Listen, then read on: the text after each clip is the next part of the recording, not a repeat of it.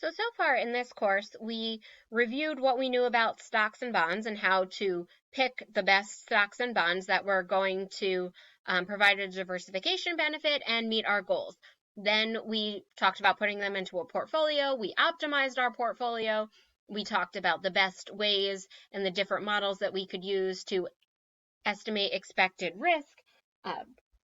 Now, in this section, we're going to take a step back and evaluate how did we do. So this is something that portfolio managers do all the time, right? Take stock of your investments. Where are you performing well? Where are you performing poorly? So the first thing you need to know in order to figure out your performance is what is your return? Because if I don't know my return, I don't know how to compare it to anything.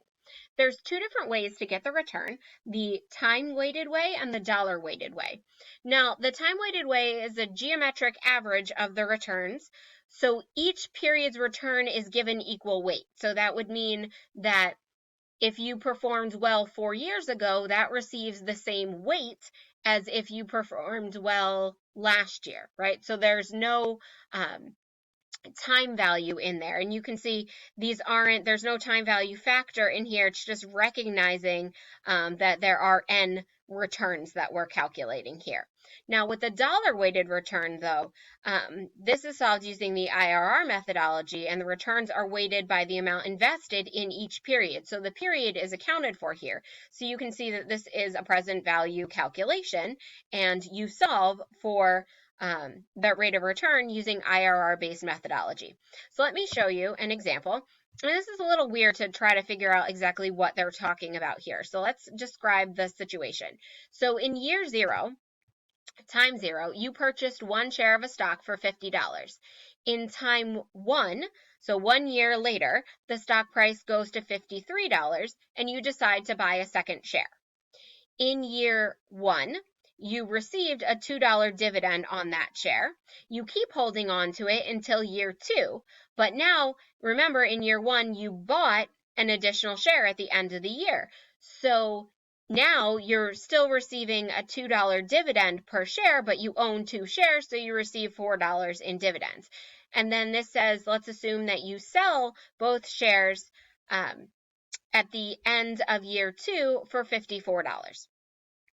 All right, so if we're going to start down here with the time-weighted returns. So the time-weighted return, you're figuring out the rate of return the way you would expect. So in year one, you bought it for 50.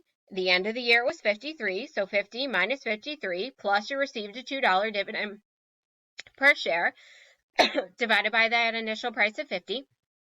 So you're coming up with a 10% rate of return in year one. In year two, each share started off at $53.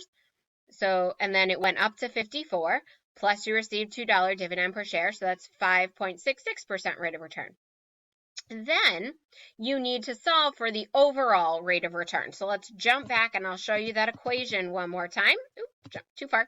So the rate of return, 1 plus each rate of return. So each year is given equal weight and you want to solve for the overall geometric average. So when I do that, I plug in, this is my first year, this is my second year.